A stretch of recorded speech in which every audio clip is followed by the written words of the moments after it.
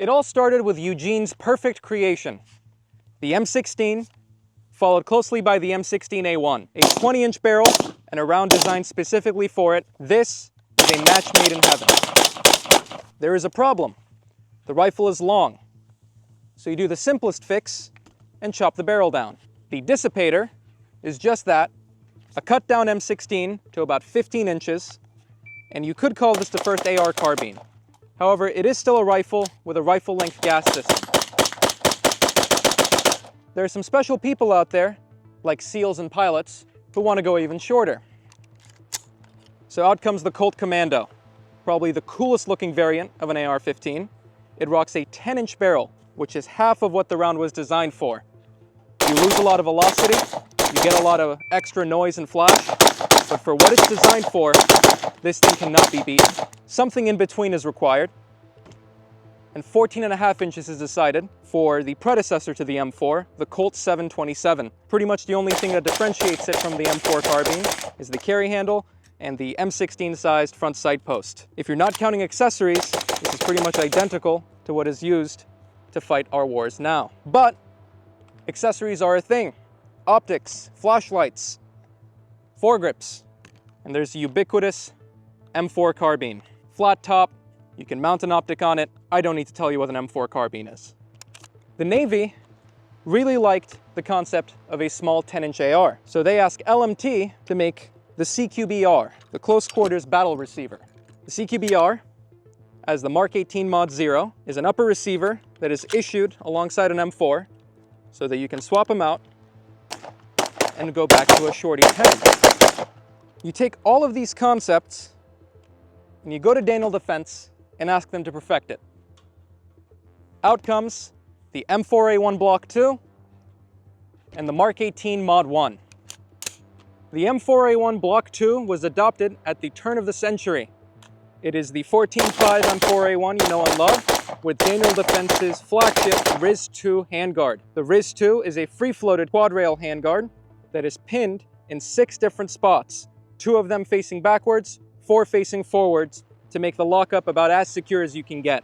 If you mount an IR device on here, it likely will not lose zero no matter how much of a tumble the rifle takes. Another claim to fame for it is that the bottom part of the RIS-2 can be removed to be replaced with an M203 grenade launcher. The barrel is still free-floated, even with a grenade launcher attached. In my opinion, this is the perfection of the M4 and probably the most durable variant that exists. This is SOCOM's workhorse. Now, since the Block 2, we've now moved on to the URGI, which is the Block 3 of the M4A1. We've went the route of M-LOK handguards and a little bit of a lighter weight rifle. But in my opinion, this is where the durability of the AR platform peaked, the Daniel Defense M4A1.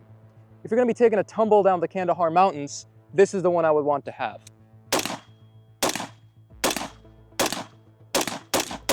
And that leads us to Daniel Defense's most ubiquitous rifle, the Mark 18. It is basically the M4A1 chopped down to 10.3 inches. And yes, with the RIS-2 handguard on a rifle this small, is it a little overkill? Probably. But who would want an underkill rifle? Now, going down to a 10.3-inch barrel, you obviously have a much more wieldy rifle, but you are limiting your effective range to about 500 yards and in. To certain military personnel and civilians, this is not as big of a deal, since if you're in the military, if there's a target past 500 yards, you can usually call a bomb to be dropped on their head. And as a civilian, if there's a target past 500 yards, that's pretty difficult to justify to a judge.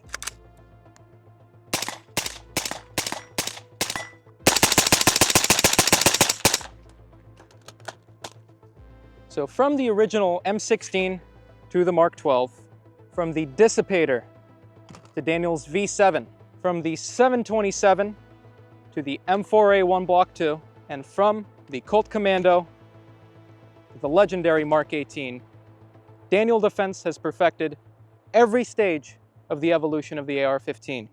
I love Daniel Defense as a company because the rifles that they sell you are pretty much identical to the ones that they sell to the government, which not a lot of companies do. Both the M4A1 and the Mark 18 are sold to you as an upper as issued, which is pretty awesome.